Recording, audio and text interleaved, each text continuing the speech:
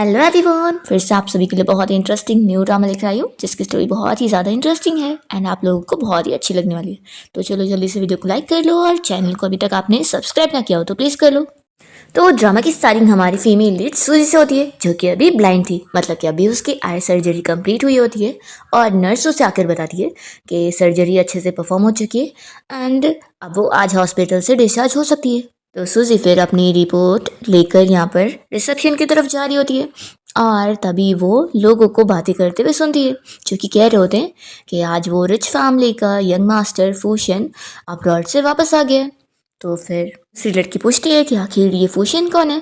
तो फिर वो लड़की बता रही होती है कि अरे वही जिसकी 2 साल पहले मैंग फैमिली की डॉटर के साथ शादी हुई थी। सुजी ये सब सुनते हुए फिर हमें बताने लग जाती है कि असल में मैंग फैमिली की डॉटर कोई और नहीं बल्कि वो खुद है, पर ये तो उसे खुद भी नहीं पता था और उसे तब पता चला जब वो अपनी यूनिवर्सिटी से ग्रेजुएट हो रही थी। उस दिन अचानक से उसे पता लगता है कि वो असल में मैंग फैमिली की रियल डॉटर है, तो इसलिए उसे अपनी रियल फैमिली के पास आना पड़ा और उन्होंने उसे तुरंत ही अपनी अडॉप्टेड बेटी की जगह दे दिए और समझा दिए कि उसे फुशेन के साथ शादी करने के लिए पहले ब्लाइंड डेट पर जाना होगा। और उस दिन वो ब्लाइंड डेट पर सबसे पहली बार फुशेन से मिली थी जो कि कोई और नहीं हमारा मेल लीड है। दोनों ब्लाइंड डेट पर यहाँ पर एक दूसरे से मिलते हैं और बातें डिस्कस करते हैं।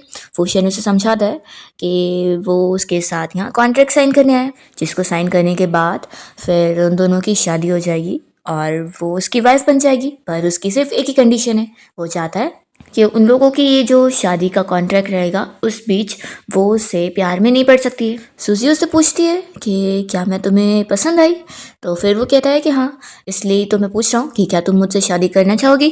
तो इस तरीके से सूजी की फुशियन के साथ डील हो जाती है और दोनों की मैरिज हो जाती है।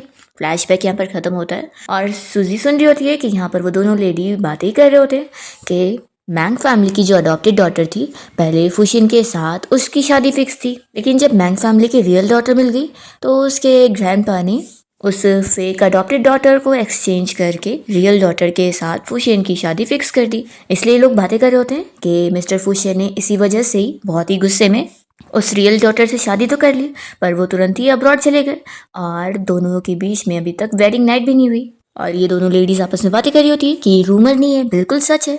सूजी फिर ये सब सुनने के बाद सोचती है कि यानी फुशियन अब्रॉड से वापस आ गए। फिर वो रिसेप्शन पे जाती है और बताती है कि मुझे आज अपना डिस्चार्ज करवाना है, पर यहाँ नर्स उसे मना कर देती है कि बिना रिलेटिव के आए और साइन किए वो उसे आज नहीं छोड़ सकते हैं।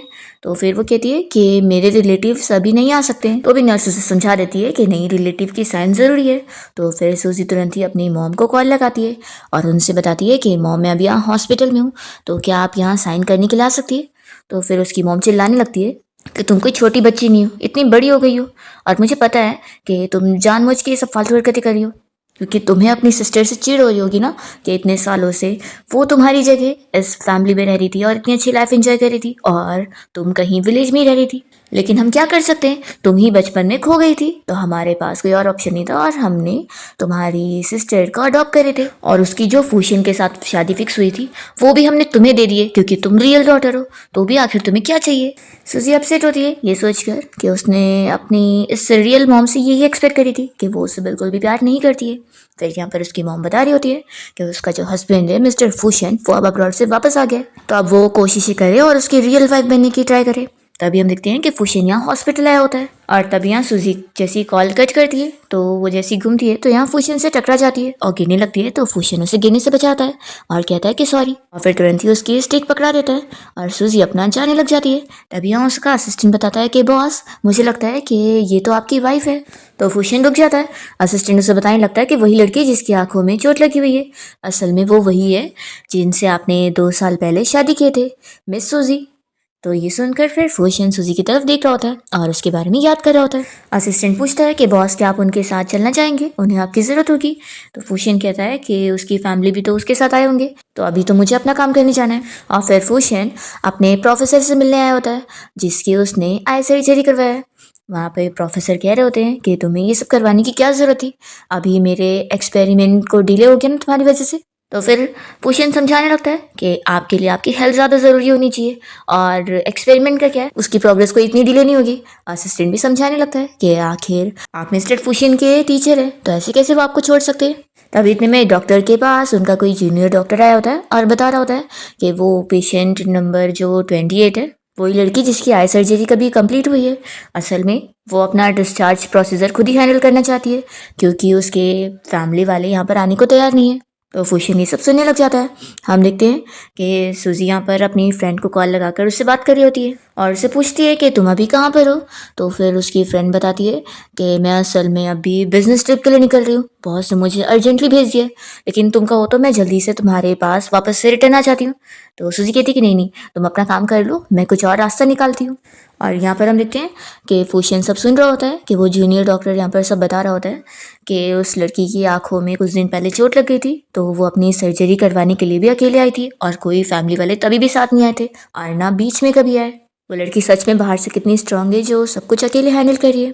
फिर हम देखते हैं कि सूजी वापस से अपना फॉर्म लेकर रिसेप्शन पे जा रही होती है और फूशियन फिर उसे पीछे से देख रहा होता है। यहाँ पर सूजी रिसेप्शनिस्ट को मना रही होती है कि प्लीज़ आप मुझे डिस्चार्ज करवाने के लिए मेरी फैमिली बनकर यहाँ पर साइन कर दो, क्योंकि अभी मेरे फैमिली मेम्बर सच में यहाँ पर नहीं आ पाएंगे। पर नर्स मना कर देती है और कहती है कि आपके तो हस्बैंड भी है ना, क्या वो नहीं आ सकते, उन्हें बुलाइए ना। तभी इतने में फूशियन यहाँ पहुँच जाता है और कहता है कि लाओ मैं साइन कर देता हूँ। तो फिर सूजी जल्दी से पूछती है कि तुम कौन हो। तो फिर फूशियन उसे अपना नाम बताता है और नर्स को बता देता है कि मैं सूजी का हस्बैंड हूँ, तो मैं साइन कर सकता हूँ।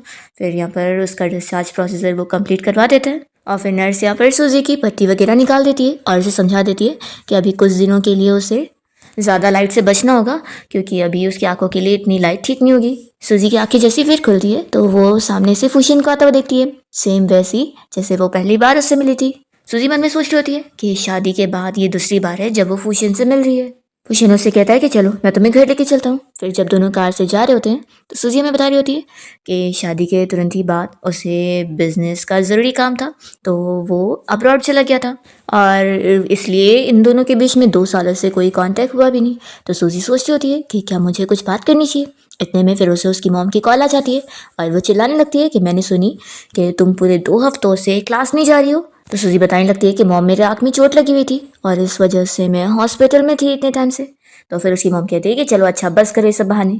वो उसे समझाने लगती है कि तुम विलेज में बड़ी हुई हो और तुम लिन की तरह इतनी ज़्यादा ब्यूटीफुल भी नहीं हो, पर फिर भी हमारी फैमिली की वजह से तुम्हारी इतनी रिच फैमिली में शादी हो पाई है, इसलिए तुम्हें खुद तो कुछ आता नहीं है, तो तुम्हें सोशल क्लास ज़रूर जाना चाहिए कुछ स्किल सीखने के लिए। और हाँ, याद रखो कि अब फूशियन अब्रॉड से आ गया है तो तुम्हें अब जाकर उसे टारगेट करना है। तुम उसकी वाइफ हो, तुम्हें जाके डॉक्टर से बात करनी है और जल्दी से जल्दी उसकी बेबी की मॉम बनना है। उसकी मॉम ये सब बोले जा रही होती है और फूशियन भी ये सब सुनकर रिएक्शन दे रहा होता है। तो सूजी सोचती है कि ये क्या चल रहा है। वो जल्दी से अपनी मॉम का फ़ोन फिर कट करने की कोशिश करती है और फ़ोन कॉल इतना ज़्यादा तेज़ था कि यहाँ पर फूशियन और उसका असिस्टेंट दोनों ये सब सुन चुके होते हैं। सूजी फिर तुरंत ही फूशियन से सॉरी बोलती है और कहती है कि अगली बार मैं न्यू फ़ोन ले लूँगी। तो असिस्टेंट को भी हंसी आ रही होती है और सूजी सोचती है कि सच में मैंने तो अपने आप को एम्बैरेस करवा ली हूँ।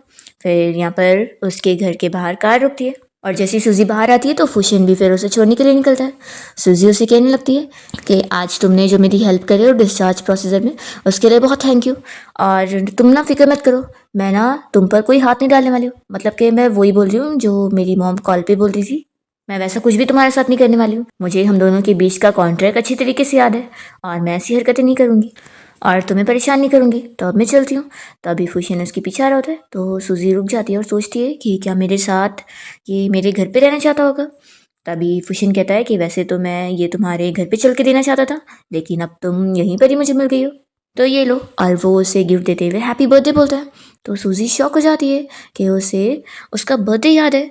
सूजी फिर उसे थैंक्स बोलती है। तो फिर वो पूछता है कि तुम्हें पता है मेरा नाम क्या है। तो फिर सूजी उसका नाम लेती है और पूछती है कि वो आज रात कहाँ पे रहने वाला है। तो फिर वो बताता है कि उससे अभी कंपनी की ज़रूरी मीटिंग के लिए जाना है। तो फिर वो मन में सोचती है कि मैं कुछ ज़्यादा ही सोच रही थी कि ये मेरे साथ चलने वाला है। फिर वो कहता है कि तुम्हें कभी भी मेरी ज़रूरत हो तो तुम मुझे मैसेज कर देना। तो सूजी कहती कि नहीं नहीं, अब मैं तुम्हें परेशान नहीं करूँगी। वो उससे बाय बोलकर जल्दी से भाग जाती है और फिर फूशियन तो अपने असिस्टेंट को सूजी की इन्फॉर्मेशन पता करने के लिए बोलता है कि उसकी फैमिली में उसकी क्या सिचुएशन चल रही है। फिर हम देखते हैं कि सूजी जब अपने घर आती है तो अपनी फ्रेंड से कॉल पर बात कर रही होती है और उसे सब फूशन के बारे में बता देती है। तो फिर उसकी फ्रेंड शॉक होती है कि तुम्हारा वो हस्बैंड फूशन अब्रॉड से आ भी गया और वो तुम्हारे साथ एक साथ घर में रहना भी नहीं चाहता है, क्या वो पागल हो गया है? उसे पता है कि तुम्हारी अभी आई प्रॉब्लम चल रही है, फिर भी वो तुम्हारा ख्याल रखने के लिए यहाँ पर नहीं आया। कितना इररिस्पॉन्सिबल है वो। सूजी फिर यहाँ अपनी AI पैट से मिलती है जो कि उससे हेलो कर रहा होता है और यहाँ पर उसकी फ्रेंड कॉल पर कह रही होती है कि आखिर ऐसे कैसे तुम्हें इस बंदे से प्यार हो गया, तुम दोनों मिले कैसे थे? तो सूजी फिर से अपनी फर्स्ट ब्लाइंड डेट को याद कर रही होती है और वो सोचती है कि जब वो ब्लाइंड डेट पर उसके साथ गई थी तभी वो पहली बार विलेज से अपनी फैमिली से मिली थी और उसे ब्लाइंड डेट पर जाना पड़ा था और फैमिली की वजह से उसे शादी के लिए मानना भी पड़ गया था। अब यहाँ पर वो अपनी फ्रेंड से कह रही होती है कि वो मेरी ओनली लाइफ लाइन है, इसलिए वो मेरे लिए ज़रूरी है। दूसरी तरफ हम देखते हैं कि फूशन फिर अपना शावर लेता है, जिसके बाद फिर उसका असिस्टेंट उसे कॉल पर सूजी की सारी इन्फॉर्मेशन बता रहा होता है कि असल में सूजी मैंग फैमिली की रियल डॉटर है, लेकिन जब वो 5 साल की थी तब वो खो गई थी, लेकिन वो बस 2 साल पहले ही अपनी रियल फैमिली को वापस मिली है। और मैंग फैमिली के पास पहले से ही उनकी पैम्पर अडॉप्टेड डॉटर थी, वही लड़की जिसके साथ पहले आपकी शादी होने वाली थी, लेकिन रियल डॉटर के आने की वजह से मिस सूजी के ग्रैंडपा ने उनकी शादी आपके साथ फिक्स कर दी और अडॉप्टेड डॉटर के साथ तोड़ दिए। तो इस वजह से तो मिस सूजी की फैमिली और ही उन्हें पसंद नहीं करते, क्योंकि वो अपनी अडॉप्टेड डॉटर को ज़्यादा चाहते हैं। और ये बात बाहर के लोगों को भी पता है कि मिस सूजी की उनके घर पे कोई वैल्यू है नहीं।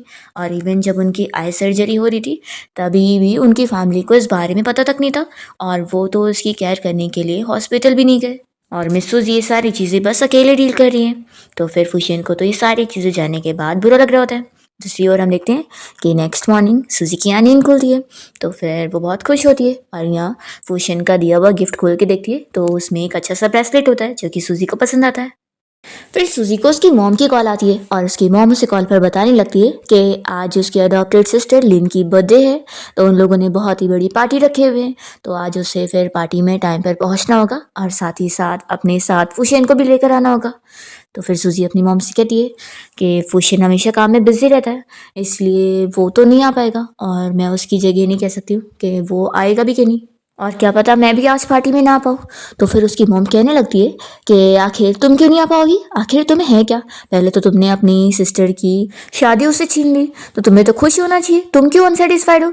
तो फिर सूजी कहने लगती है कि मॉम आप भूल रही हैं, मैंने कोई सिस्टर की शादी उनसे नहीं छीनी हूँ, बल्कि उन्होंने खुद अपना नाम खराब कर ली थी। तो फिर आप लोगों के पास भी ऑप्शन नहीं था, आपको फूशन से शादी करवाने के लिए मेरी ज़रूरत पड़ी, तभी आप लोगों ने मुझे मिस्टर फूशन के साथ ब्लाइंड डेट पर भेजा। क्या मॉम ये सब आप भूल गई हैं? तो फिर उसकी मॉम कहती है कि तुम अपनी सिस्टर के ऊपर क्यों इल्ज़ाम लगा रही हो। चलो अच्छा ठीक है, बहुत हो गया, देखो मैं कह रही हूँ कि तुम्हें टाइम पर बर्थडे पार्टी में पहुंचना होगा और हाँ ठीक से ड्रेसअप होकर आना, क्योंकि वहाँ पे रिपोर्टर्स भी आने वाले, तो हमारी फैमिली की बेइज्जती मत करवा देना। फिर यहाँ पर सूजी का पैट कहने लगता है कि क्या मैं मिस्टर फूशन को आपके लिए कॉल करूँ और उन्हें बुला लूँ कि उन्हें आपके साथ पार्टी में चलना है। तो सूजी मना करती है कि नहीं रहने दो, मैं उससे कोई ट्रबल नहीं करना चाहती हूँ। दूसरी तरफ हम फूशन को देखते हैं जो कि अपनी कंपनी में होता है और यहाँ पर वो अपनी फाइल वगैरह जब साइन करके अपने असिस्टेंट को दे रहा होता है, तो असिस्टेंट कहता है कि बॉस मुझे एक और चीज़ आपको बताना था कि मिस सूजी की फैमिली की तरफ से आपको बर्थडे पार्टी का इन्विटेशन आया हुआ है, लेकिन आप काम में काफ़ी बिजी है तो मैंने आपकी जगह मना कर दिया, लेकिन जहाँ तक है कि मिस सूजी भी आज पार्टी में जाने वाली है, तो क्या फिर आप सच में नहीं जाना चाहेंगे। एक्चुअली में मिस सूजी की फैमिली ने बहुत सारे रिपोर्टर्स को भी वहाँ पर बुलाए हुए हैं और वो सच में अपनी अडॉप्टेड डॉटर को ही ज़्यादा मानते हैं, मिस सूजी से ज़्यादा ही। तो फूशन फिर इस बारे में सोच रहा होता है। फिर इसके बाद हम देखते हैं कि सूजी यहाँ पार्टी में पहुँच जाती है और वो अपनी इस फैमिली को देखते हुए सोच रही होती है कि वो लोग सच में उससे बिल्कुल भी क्लोज नहीं है, जैसे वो लोग उससे बिल्कुल भी पसंद करते ही नहीं। तभी यहाँ पर वो सुन रही होती है कि सारे लोग आपस में उसके बारे में बात कर रहे होते हैं कि यही तो मैंग फैमिली की रियल डॉटर है ना, जो कि बचपन में खो गई थी, ये तो सच में बहुत ही ब्यूटीफुल है। फिर सूजी यहाँ अपनी फैमिली को आकर हेलो बोलती है और यहाँ पर उसकी अडॉप्टेड सिस्टर लिन अच्छी बनने का नाटक करते हुए उसे कहने लगती है कि सिस्टर तुम मेरे बर्थडे पार्टी में आई, मुझे बहुत अच्छा लगा। अभी मॉम पूछने लगती है कि फूशन क्यों नहीं आया, तो फिर सूजी बताती है कि वो काम में बिजी है इसलिए वो अभी नहीं आ पाएगा। तो चा कहने लगती है कि फूशन की तो जो बिजनेस मीटिंग थी वो तो कैंसिल हो गई थी ना। तो फिर सूजी ये सुनकर शॉक हो रही होती है। यहाँ पर लेन उसे बताने लगती है कि चाओ असल में फूशन की कजिन है, चाहो तो यहाँ पर सूजी का मजाक उड़ाने के लिए कह रही होती है कि सिस्टर इन लॉ तुम्हें ये तक नहीं पता कि मेरे कजिन की बिजनेस मीटिंग कैंसिल भी हो गई और वो तो बिल्कुल फ्री होगा। तो सूजी बस चुप रह जाती है और यहाँ पर लोग बातें करने लगते हैं कि लगता है मिस्टर फूशन और इस मैंग फैमिली की डॉटर का रिलेशन अच्छा है ही नहीं और ये लोग ऐसे ही दूर रहते होंगे। सूजी मन में सोचती है कि ये पहली बार नहीं है जब यहाँ पर आने के बाद मुझे ऐसे ऑकवर्ड फील हो रहा हो। फिर इतने में ग्रैंडमा कहने लगती है कि चलो पूरी फैमिली मेम्बर्स से इकट्ठा है तो फ़ोटोज़ ले लेते हैं। फिर यहाँ पर रिपोर्टर्स इन लोग की जब फ़ोटोज़ ले रहे होते हैं तो फ्लैश लाइट की वजह से सूजी के आँख में दर्द होने लगता है। फिर उसे डरता हुआ देखकर यहाँ पर ये पूरी फैमिली नोटिस करते हैं और लिन कहने लगती है कि सिस्टर क्या हुआ है, तुम्हें डर लग रहा है। सूजी की मॉम चिल्लाती है कि तुम कितनी पागल हो, आखिर तुम ऐसी हरकतें क्यों करती हो हमारी बेइज्जती करवाने के लिए। और फिर सूजी का ऐसा बिहेवियर देखकर सारे लोग भी यहाँ पर उसी के बारे में बातें कर रहे होते हैं। फिर लेन आगे आकर शन से बातें करने लगती है और उसे कहती है कि मुझे नहीं पता था कि तुम ऐसे मेरे बर्थडे पार्टी में जरूर आओगे। यहाँ पर शैन उसे कुछ नहीं कहता और वो तुरंत ही सूजी के पास जाता है और उससे पूछता है कि तुम्हें क्या हुआ है।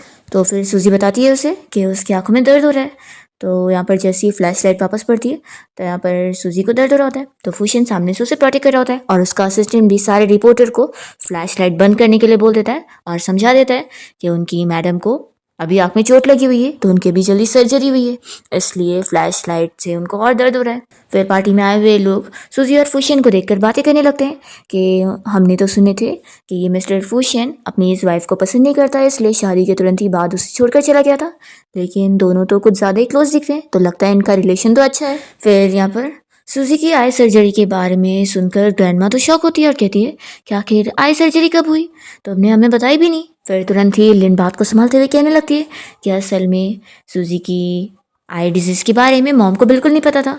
और फिर यहाँ पर डैड भी बात को संभालने लगते हैं कि ये सब बस मिसअंडरस्टैंडिंग हुई है मिस्टर शैन, सूजी असल में बहुत ही इमोशनल रही है ना तो इसने हमसे कभी इस बारे में शेयर ही नहीं करी और उसकी मॉम काफ़ी चीज़ों में बिजी थी तो इसलिए वो भी पता नहीं कर पाई। तो फुशिन कहता है कि किसी का बर्थडे भूल जाना और किसी अनइम्पॉर्टेंट पर्सन का बर्थडे याद रखना, तो फिर बताओ इससे किसी के अंदर क्या इमोशंस नहीं आएंगे, ये तो नॉर्मल हुआ ना।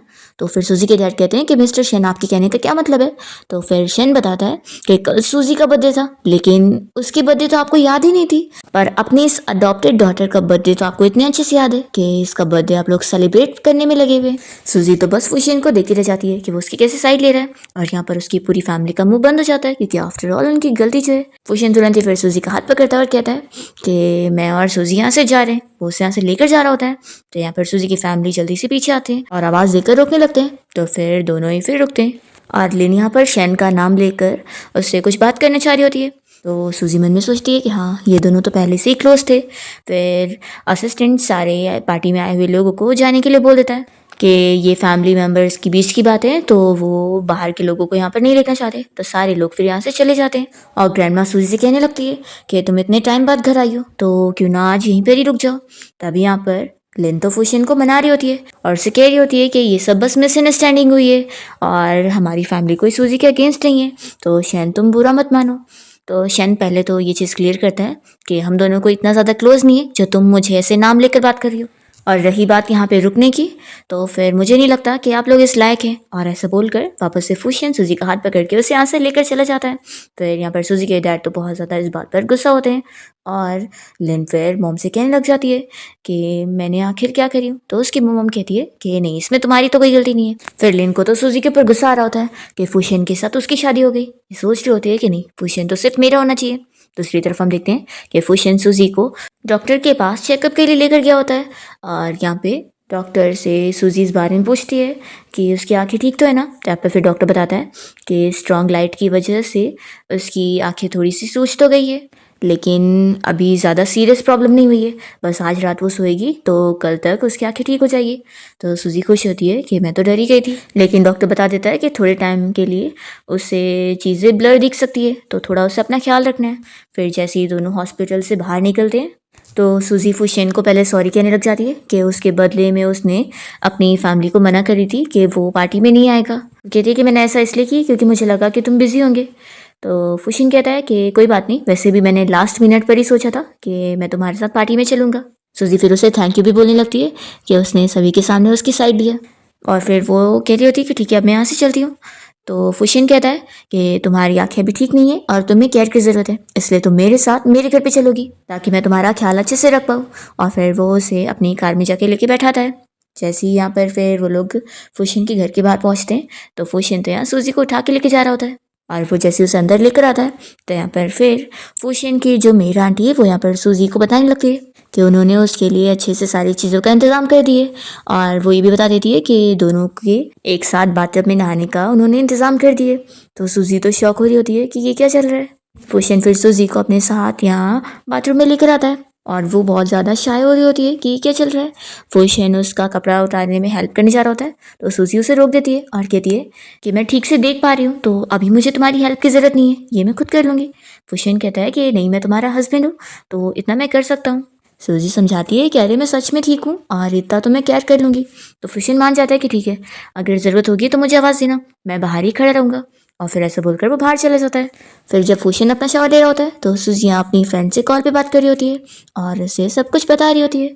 तो उसकी फ्रेंड बड़ी खुश होने लगती है और कहती है कि फिर तो कितनी अच्छी बात है, वो पक्का तुम में इंटरेस्टेड है। सूजी कहती है कि ऐसा बिल्कुल नहीं है, तुम ज़्यादा सोच रही हो, वो मुझ में इंटरेस्टेड हो ही नहीं सकता। तो फिर उसकी फ्रेंड उसे समझाने लगती है कि ऐसा बिल्कुल नहीं है, वो सच में है।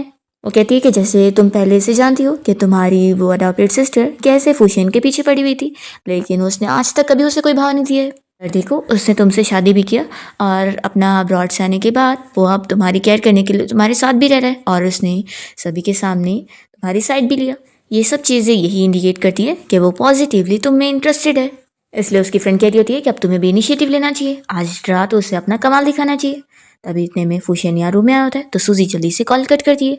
फुशिन कहता है कि तुम इतनी रात को किससे बात कर रही हो। तो सूजी बताती है कि अपनी फ्रेंड से, बस मैं ग्रेजुएशन के बारे में डिस्कस कर रही थी।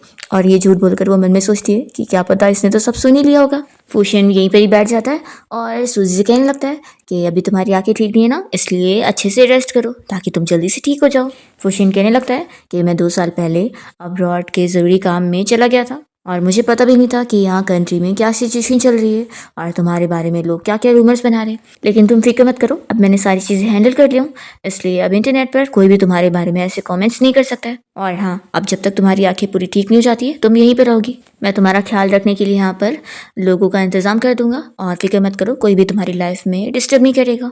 सूजी मन में सोचती है कि यानी ऑनलाइन वाले सारे कमेंट्स इसने भी पढ़ा। सूजी कहने लगती है कि कोई बात नहीं, मुझे अब ऑनलाइन कमेंट्स से कोई फ़र्क नहीं पड़ता क्योंकि वैसे भी वो रूमर थोड़ी ना सच है। तो फुशिन कहता है कि क्या तुम भी ऐसा सोचती हो कि हम दोनों रियल कपल नहीं है। तो सूजी कहती है कि ऑफ कोर्स हम कहाँ हैं। तो फुशिन कहने लगता है कि सूजी, लगता है हम दोनों के बीच में प्रॉपर कम्युनिकेशन होना ज़रूरी है। देखो, लगता है तुमने जो मेरा कॉन्ट्रैक्ट था वो ठीक से पढ़ी नहीं। तो सूजी बताती है कि मैं उस टाइम पे नर्वस थी इसलिए नहीं पढ़ी। तो फिर फुशिन उसे बताने लगता है कि कॉन्ट्रैक्ट के हिसाब से वो दोनों परफेक्टली लीगल मैरिड कपल है। वो उसे समझाने लगता है इसलिए फेक कपल का कोई सवाल ही नहीं है, हम दोनों रियल हस्बैंड वाइफ हैं। इसलिए तुम्हारे और मेरे ऊपर, दोनों के ऊपर हस्बैंड और वाइफ वाले सारे ऑब्लिगेशंस पूरे करने की रिस्पॉन्सिबिलिटीज़ है। और या फिर ये कहो कि तुम रिस्पॉन्सिबिलिटी से दूर भागना चाहती हो। सूजी कहती है कि ऐसा नहीं है। फिर फुशिन उसके पास बैठ जाता है और कहता है कि इसका मतलब है कि यानी तुम मान रही हो कि हम दोनों को अपनी मैरिटल रिलेशन के ऑब्लिगेशंस को भी पूरे करना चाहिए। सूजी मन में सोचती है कि आखिर ये कैसा सवाल है, इसका क्या जवाब दूँ। फुशिन कहता है कि चलो फिर हम लोग अपने कॉन्ट्रैक्ट के बेसिक से शुरू करते हैं। वो उसे फिर किस करने लगता है। सूजी शाय हो रही होती है तो फुशिन पूछता है कि क्या तुम्हें डिस्गस्टेड तो नहीं फील हो रहा है। अब ये सोचती है कि आखिर अब इसका क्या जवाब दूँ। तो फुशिन फिर उसे किस करने लग जाता है और फिर रुक कर कहता है कि तुम्हें इतना नर्वस होने की ज़रूरत नहीं है, अभी हमारा रिलेशन इतना भी ज़्यादा क्लोज नहीं हुआ है कि हम एक बेड शेयर करें, तो इसलिए अभी मैं उसके आगे नहीं बढ़ूँगा। सूजी मन में सोचती है कि मैं तो इतनी ज़्यादा नर्वस हुई जा रही हूँ और ये तो कितना शांत था सच में। फुशिन कहता है कि ठीक है, फिर अब तुम रेस्ट करो, मैं अपने फ्रेंड्स लोग से मिलने जा रहा हूँ। ऐसा बोलकर फिर फुशिन अपना चला जाता है। और फिर फुशिन के जाने के बाद सूजी फिर अपनी और उसकी फर्स्ट मीटिंग को याद कर रही होती है और सोच रही होती है कि वो उसे फर्स्ट टाइम से ही लाइक करने लगी थी। फिर हम देखते हैं कि फुशिन अपने फ्रेंड्स लोग के साथ क्लब गया होता है और यहाँ पर वो लोग उससे कह रहे होते हैं कि इतने टाइम बाद वो अब्रॉड से वापस आया है और फ्रेंड्स लोग से मिल रहे हैं, नहीं तो उसके पास तो उन लोगों के लिए टाइम ही नहीं होता। फुशिन का फ्रेंड कहता है कि वैसे वो मैंग फैमिली की डॉटर तेरे पीछे इतना लगी हुई थी, पर तू बिल्कुल भी उससे शादी करने के लिए नहीं माना था, तो आखिर उसकी सिस्टर से शादी करने के लिए अचानक से कैसे मान गया? मैंने सुना हो कि मैंग फैमिली की जिस डॉटर से तुमने शादी की है वो बहुत ही ज़्यादा सीधी लड़की है, बिल्कुल एक रैबिट की तरह सिंपल सी, तो कहीं तुझे उससे प्यार तो नहीं हो क्या? यहाँ पर फिर फुशियन बताने लगता है कि मैरिज होती है, उसमें प्यार की क्या ज़रूरत है?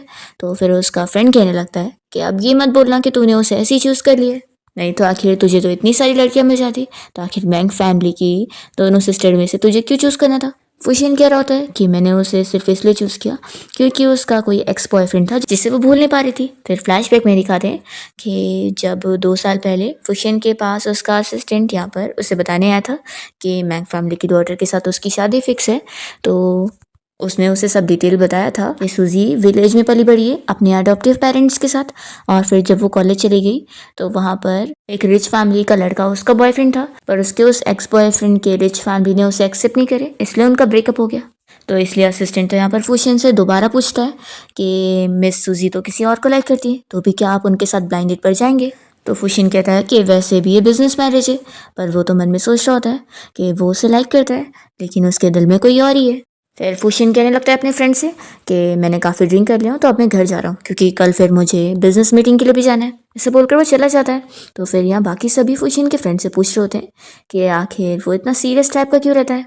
तो यहाँ पर फिर इसका फ्रेंड फुशियन के बारे में इन सभी को बता रहा होता है कि जब वो छोटा था तो उसके मॉम डैड का रिलेशन बिल्कुल भी अच्छा नहीं था, वो लोग एक दूसरे से डिवोर्स लेने के लिए फ़ाइट किया करते थे, और एक दिन वो लोग कार में फाइटिंग कर रहे थे और तभी उनका एक्सीडेंट हुआ और उसके मॉम डैड तभी साथ में मर गए। और फिर पेरेंट्स के जाने के बाद फुशियन अकेला हो गया और इसलिए वो बिल्कुल भी इमोशनल नहीं होना चाहता, वो इमोशंस को अपने से दूर ही रखता है। दूसरी ओर हम देखते हैं कि फुशियन जैसे घर पहुंचता है तो वो सूजी को सोता हुआ देखकर अपने फ्रेंड की बात याद कर रहा है कि तू पक्का उस लड़की को लाइक करने लग गया ना। तो यहाँ पर फिर फुशियन को भी यही लग रहा होता है और वो सूजी को किस करनी चाहता है, पर फिर अपने आप को रोक लेता है और फिर वो यहाँ लाइट बंद करके दूसरे रूम में आ जाता है और अपना काम करने में लगा होता है, पर वो फिर भी सूजी और अपनी किस को याद कर रहा होता है। फिर नेक्स्ट मॉर्निंग जब सूजी उठती है तो यहाँ पर फिर फुशियन और वो साथ में बैठ के ब्रेकफास्ट कर रहे होते हैं, और तभी फुशियन उससे इस बारे में पूछ रहा होता है कि क्या अब उसकी आंखें ठीक हो गई है और क्या वो उसे ठीक तरीके से देख पा रही है। तो सूजी कहती है कि हाँ मैं अच्छे से देख पा रही हूँ, तुम बहुत ही अच्छे दिखते हो, और उसकी तारीफ कर देती है। तो फुशियन कहता है कि अच्छा। सूजी सोचती है कि ये और कुछ क्यों नहीं बोलता है, फिर इतने में फुशियन उसे कॉन्ट्रैक्ट दे रहा होता है। तो सूजी कहती है कि ये क्या है। फुशियन कहता है कि खोल कर देख लो। तो सूजी को पता लगता है कि फुशियन की पूरी प्रोफाइल इन्फॉर्मेशन है। वो कहता है कि तुम मेरे बारे में और जानना चाहती हो तो इसे पढ़ सकती हो, और फिर वो अपना काम के लिए निकल जाता है।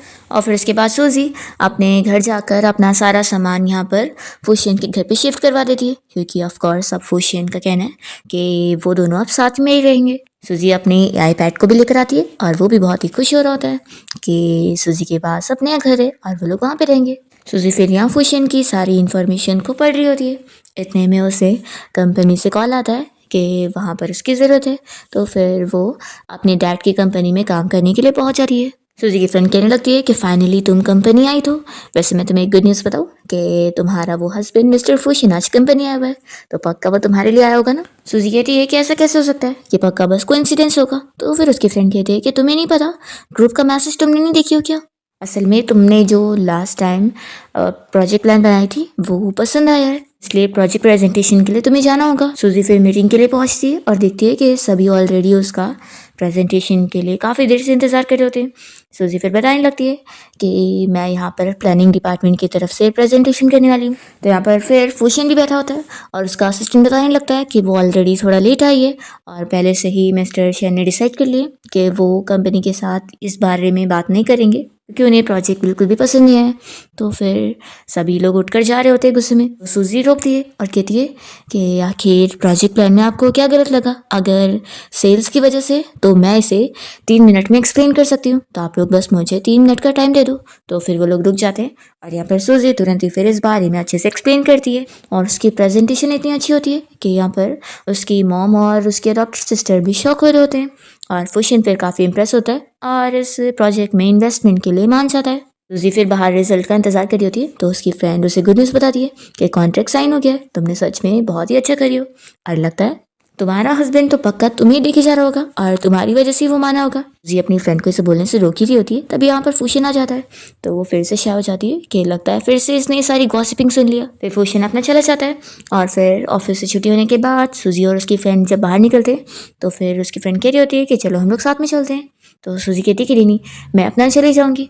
तो फिर उसकी फ्रेंड से बाय बोलकर चली जाती है और सूजी सोचती है कि अभी मैं इसे पता नहीं लगने दे सकती हूँ कि मैं फूशन के साथ उसके घर पे रह रही हूँ। फिर तभी हम फूशन अपनी कार लेकर वापस से रिटर्न आता है और सूजी को बैठने के लिए बोल रहा होता है। तो सूजी फिर मान जाती है। जब दोनों कार से जा रहे होते हैं तो वो उसे फिर से थैंक यू बोल रही होती है। तो फिर फूशन बताता है कि मैंने प्रोजेक्ट में इन्वेस्टमेंट के लिए तुम्हारी वजह से नहीं माना, बल्कि तुम्हारा जो काम था वो मुझे बहुत पसंद आया इसलिए माना, इसलिए तुम्हें मुझे थैंक्स बोलने की ज़रूरत नहीं। और अगर तुम मुझे इसलिए थैंक्स कर रही थी कि मैं तुम्हें साथ में लेकर आया हूँ घर लेके चलने के लिए, तो फिर तो तुम याद रखो कि हम हस्बैंड वाइफ है, तो तुम्हें मुझे इतनी बार थैंक्स बोलने की ज़रूरत ही नहीं है। सूजी कहती है कि तुम्हारा बहुत थैंक यू कि तुमने सभी के सामने मेरा नाम लेकर मुझे बुलाया।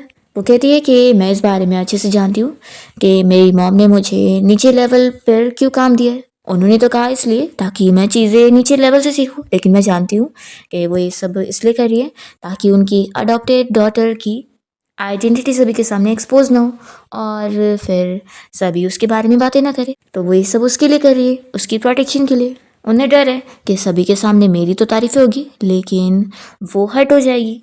फूशन पूछता है कि क्या तुम्हें इस बारे में पता है कि तुम्हारी वो अडॉप्टेड सिस्टर तुम्हारे बारे में क्या क्या रूमर्स फैला रही है कंपनी में। सूजी कहती है कि मुझे पता है कि वो मेरे बारे में सभी को ये बता रही है कि मैं अपने डैड की नाजायज़ बेटी हूँ और कुछ लोगों ने तो इस रूमर पे बिलीव भी कर लिए, लेकिन मुझे कोई फ़र्क नहीं पड़ता। फूशन पूछता है कि क्या तुम्हें मेरी हेल्प की ज़रूरत है।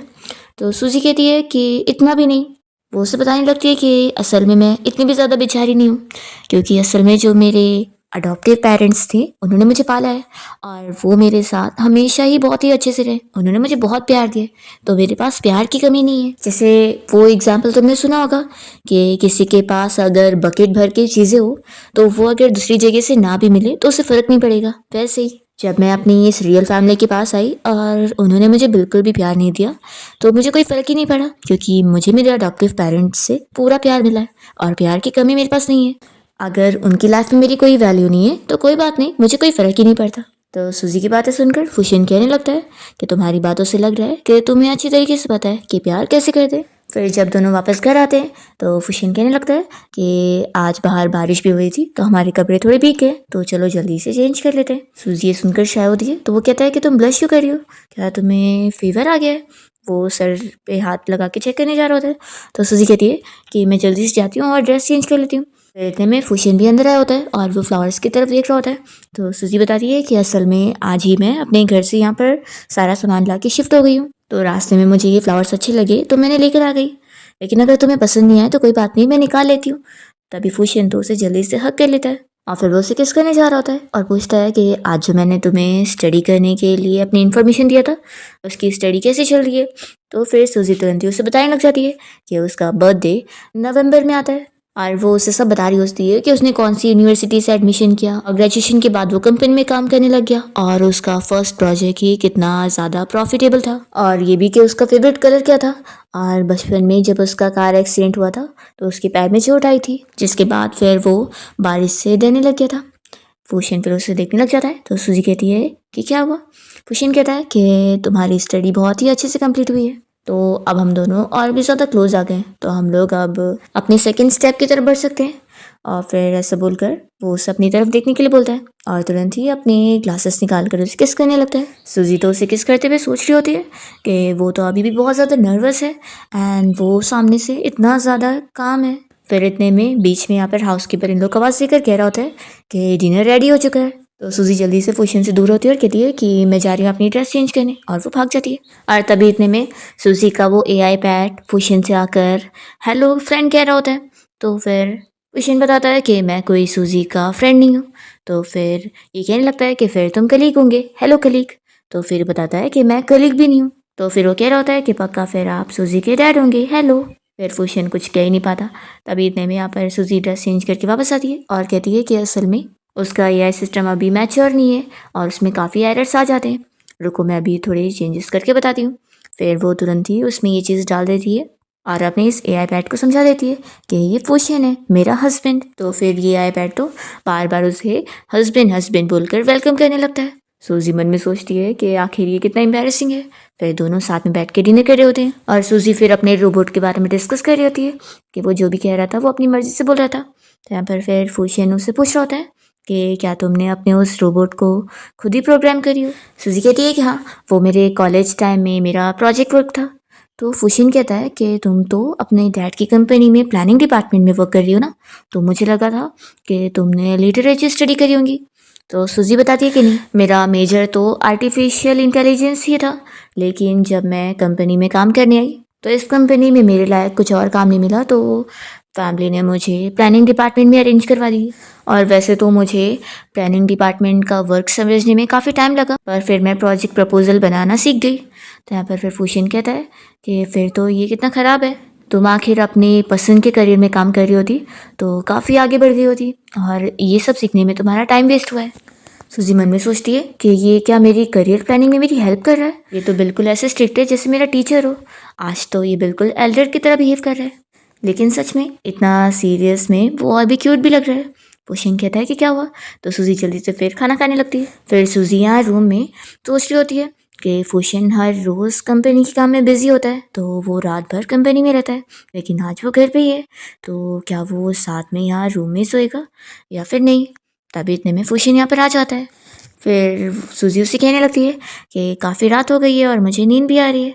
फुशिन कहता है कि वैसे हमने 2 स्टेप तो पार कर लिए और अब हम लोग तीसरे स्टेज पर हैं, तो अब हम लोग आगे बढ़ सकते हैं। तो सूजी पूछती है कि थर्ड स्टेज क्या है, तो फुशिन कहता है कि सेम बेड पर सोना, और फिर वो अपना लेट जाता है। तो सूजी उसे देखकर शॉक हो रही होती है। वो कहता है कि तुम्हें तो नींद आ रही थी ना, चलो सो जाओ। सूजी फिर जल्दी से लाइट बंद करती है और कहती है कि हाँ, और फिर वो भी अपना लेट जाती है और सोचने लगती है कि यानी सेम बेड शेयर करने का मतलब इतना सिंपल था कि हमें सिर्फ सेम बेड पर सोना था और कुछ नहीं। वो सोचती है कि क्या मेरा दिमाग ख़राब हो गया था जो मैं कुछ भी चीज़ें सोच रही थी। फिर वो उसकी तरफ देखती है और सोचती है कि ये तो सच में लगता है सो गया है। वो सोचती है कि इतना शांत कैसे रहता है, इसकी तो सांस लेने की भी आवाज़ नहीं आती है। फिर सूजी को हार्ट बीट की आवाज़ आती है, तो वो सोचती है कि ये भी उसकी नहीं है, मेरी है। फिर सूजी बहुत ज़्यादा सोने की कोशिश कर रही होती है, पर उसे बिल्कुल भी नींद नहीं आती। तो वो सोचती है कि आखिर मैं ऐसे में कैसे सोऊंगी। तभी फुशियन उसे पूछता है कि अगर तुम्हें नींद ना आ रही हो तो हम दोनों एक दूसरे को और जानने की कोशिश कर सकते हैं। और फिर ऐसे बोलकर वो उसके क्लोज आ जाता है और सूजी से परमिशन लेता है कि क्या मैं तुम्हें किस कर सकता हूँ। वो मन में सोचती है कि आखिर वो ऐसे सवाल क्यों करता है। फिर दोनों ही किस करते हैं। फुशियन कहता है कि चलो अब सो जाते हैं, पर फिर से दोनों ही सो नहीं पाते। तो फुशियन उठकर बैठ जाता है और कहता है कि क्यों ना हम लोग बात करें। सूजी कहती है कि किस बारे में। तो फिर फुशियन उससे उसके आर्टिफिशियल इंटेलिजेंस वाले करियर के बारे में डिस्कस करने लगता है। तो सूजी शॉक होती है कि ये क्या चल रहा है, इतनी रात को ये मुझसे एआई के बारे में डिस्कस कर रहा है। फुशियन उसे कह रहा होता है कि मेरे एक प्रोफेसर हैं जो कि इसी बारे में ही रिसर्च कर रहे हैं, और क्योंकि तुम्हारी नॉलेज भी काफ़ी इंडस्ट्री लेवल वाली है, क्यों ना तुम अपना रेज्यूमे मेरे प्रोफेसर को सबमिट करो। उन्हें असिस्टेंट की ज़रूरत है, तो मुझे लगता है कि तुम इस चीज़ के लिए क्वालिफाइड हो। तो सूजी फिर तुरंत ही उठकर खड़ी हो जाती है। फुशियन कहता है कि क्या हुआ, तुम कहाँ जा रही हो। तो सूजी कहती है कि मैं जा रही हूँ अपना रेज्यूमे तैयार करने। ऐसा बोलकर वो तुरंत ही चली जाती है।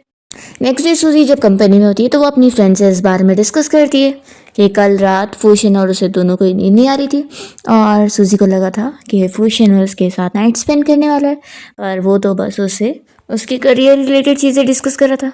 तो फिर उसकी फ्रेंड काफ़ी शॉक होती है और कहती है कि कहीं ऐसा तो नहीं कि वो फिजिकली फिट है ही नहीं। इसलिए इस बार तो सूजी की फ्रेंड उसे समझाती है कि इस बार तुम्हें इनिशिएटिव लेना चाहिए।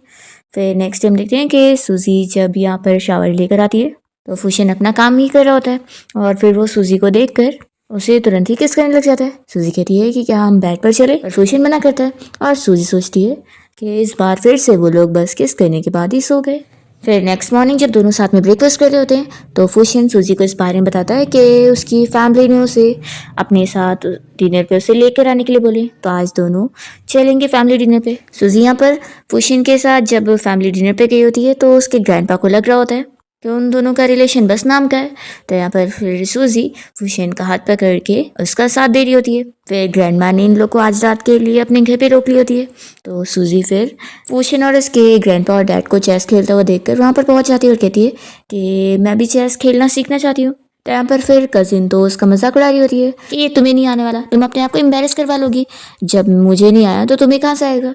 फिर फूशन सूजी से पूछता है कि तुम्हें सीखना है, तो फिर वो उसे चेस खेलना सिखा रहा होता है। जिसके बाद फिर कज़िन यहाँ पर आकर उसे शर्त लगाती है कि चलो हम लोग एक कंपटीशन करते हैं, देखते हैं तुम जीतती हो या फिर मैं। फिर सूजी तो इतना अच्छा खेलती है कि वो जीत जाती है, तो कज़िन का मुंह बंद हो जाता है कि वो शर्त हार गई। और यहाँ पे ग्रैंडपा और डैड दोनों ही सूजी को अप्रिशिएट करते हैं कि वो सच में कितनी इंटेलिजेंट है, इतनी जल्दी सीख गई।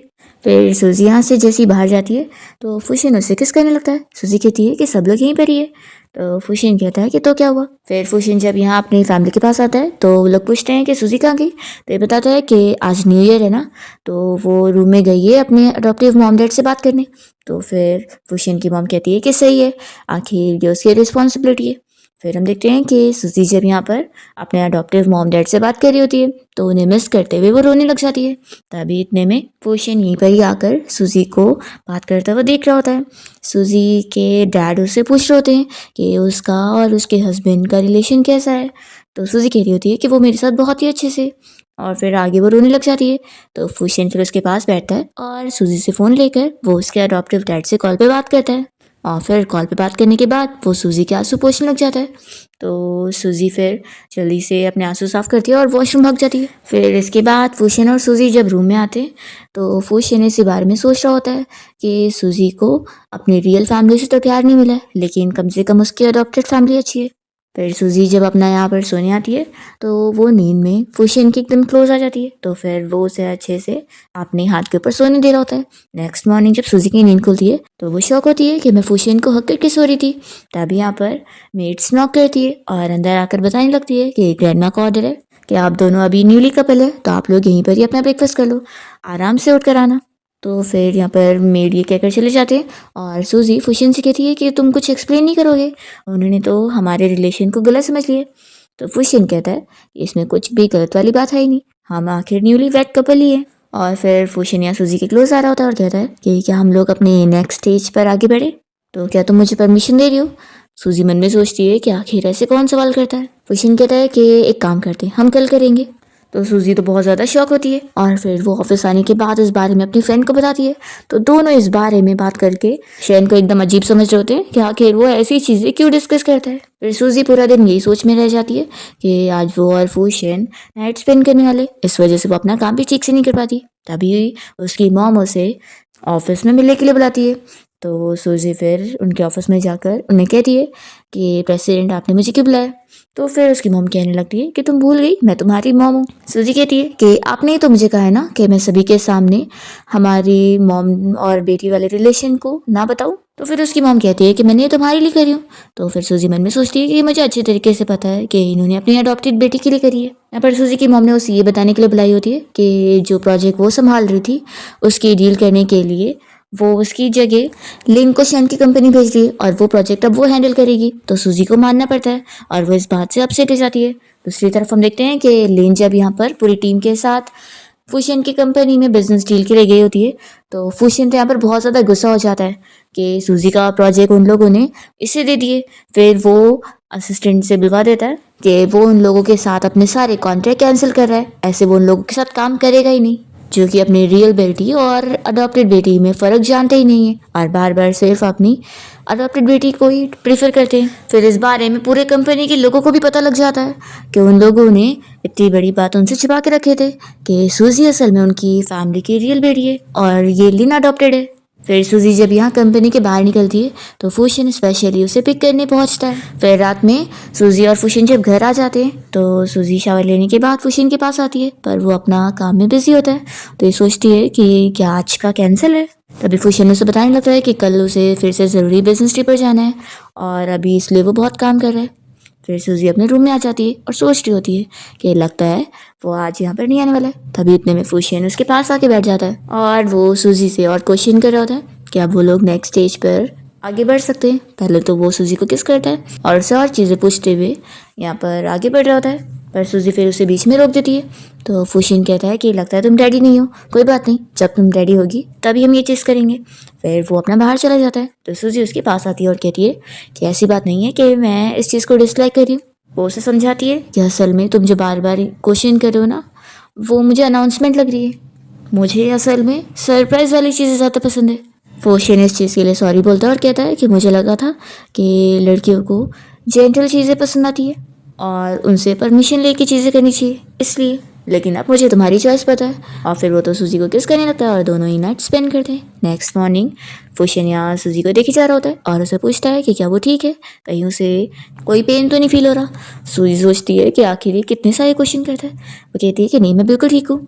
फिर इसके बाद फुशन अपना बिजनेस ट्रिप पर जाने के लिए तैयार हो जाता है। जब वो निकल रहा होता है तो सूजी उसे देख रही होती है। फुशन कहता है कि क्या तुम्हें कुछ कहना है। सूजी कहती है कि मुझे बस एक हक चाहिए। कपल्स जब सेपरेट होते हैं तो उन्हें हक ज़रूर करना चाहिए। तो फुशन मान जाता है और सूजी को हक कहता है।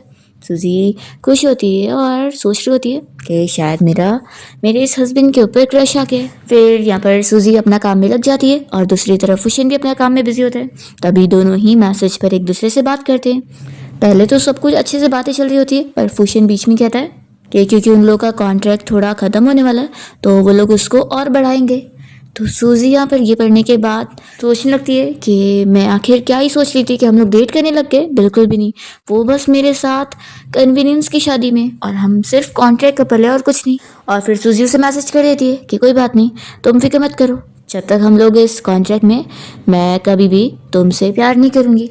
फुशन जब ये पढ़ता है तो उसे फिर अपने मॉम डैड का ही रिलेशन याद आ रहा होता है कि असल में उन्होंने भी ऐसी कॉन्ट्रैक्ट मैरिज करे थे और दोनों की ही अपनी अपनी एक्स्ट्रा अफेयर्स थे और वो दोनों ही एक दूसरे से डिवोर्स लेने के लिए झगड़ा करा करते थे। तभी उनका एक्सीडेंट हुआ था और असल में उसी चीज़ की वजह से उसके ऊपर असर है कि वो शादी पे बिलीव ही नहीं करता है। सूजी को फिर अपने डैड की कॉल आती है एंड उसे पता लगता है कि उसकी मॉम हॉस्पिटल में बीमार है और उनकी सर्जरी के लिए अभी पैसे भी नहीं भरे गए। तो सूजी ये देखकर अपने डैड से कहने लगती है कि आखिर ये क्या चल रहा है। उस मैंग फैमिली ने मेरे साथ प्रॉमिस करे थे ना कि जब मैं उनके घर चली जाऊंगी तो वो मॉम का ट्रीटमेंट करवाने के लिए पैसा देंगे, तो क्या उन्होंने पैसा नहीं दिया। तो फिर उसके डैड कहते हैं कि जाने दो, वैसे भी उनकी जिम्मेदारी थोड़ी ना है। सूजी कहती है कि मैं जाकर उनसे खुद इस बारे में बात करती हूँ। तो उस इस बारे में अपनी फैमिली से बात करने आती है कि उसके अडॉप्टिव पेरेंट्स को उन लोगों ने पैसा देने का वादा किया था कि उसकी मॉम को जो ट्रीटमेंट की ज़रूरत है उसके पैसे देंगे। तो यहाँ पर फिर लिन कहने लगती है कि आखिर मॉम डैड कंपनी की प्रॉब्लम की वजह से परेशान थे और इतने पैसे नहीं थे इसलिए उन्होंने नहीं दिए। सूजी की मॉम तो उसे चिल्लाने लग जाती है कि आखिर तुम्हारी मॉम मैं हूँ या वो जो तुम उनकी फिक्र ज़्यादा कर रही हो।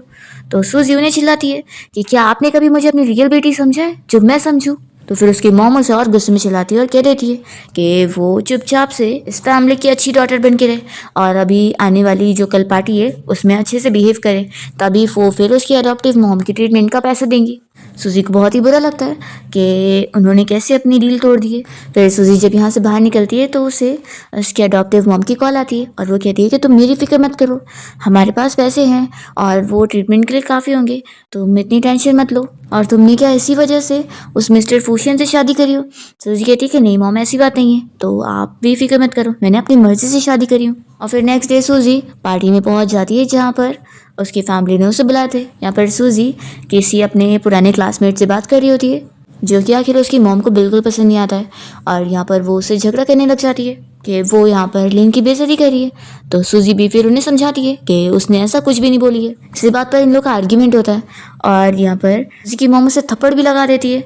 तो सूजी फिर यहाँ पर वीडियो बना चुकी होती है और कह रही है कि आप लोगों ने जिस तरीके का मुझे ट्रीटमेंट दिया है ना, अगर मैं ये वीडियो लीक कर दूंगी तो सोचो आपकी बेइज्जती होगी, इसलिए मैं आपको वार्निंग दे रही हूँ कि मेरी मॉम के ट्रीटमेंट के पैसे आप टाइम पे भर देना, नहीं तो अच्छा नहीं होगा। ये कहकर वो चली जाती है। फिर इसके बाद सूजी घर आती है और वो अपसेट हो जाती है कि अब तो उन लोगों ने उसे काम से भी निकाल सके और फिर वो बहुत ही अकेली हो चुकी होती है और सोचती है कि उसके पास तो कोई है ही नहीं। वो बहुत सारे फुशन को मैसेज भेज देती है और फिर फुशन जब अपना काम से फ्री होने के बाद उसकी सारी वॉइस रिकॉर्डिंग सुनता है तो उसे उसके असिस्टेंट से सूजी के बारे में और भी डिटेल पता लगती है कि सूजी की फैमिली ने उसे कितना परेशान करे और उन लोगों ने उसे मारे भी है। फुशन ये जानने के बाद तो बिल्कुल भी वेट नहीं करता और तुरंत ही सूजी से मिलने के लिए यहाँ पर पहुँच जाता है। सूजी उसे देखकर शॉक होती है और कहती है कि तुम तो इंग्लैंड में थे ना बिजनेस ट्रिप के लिए, तो इतनी जल्दी कैसे आ गए।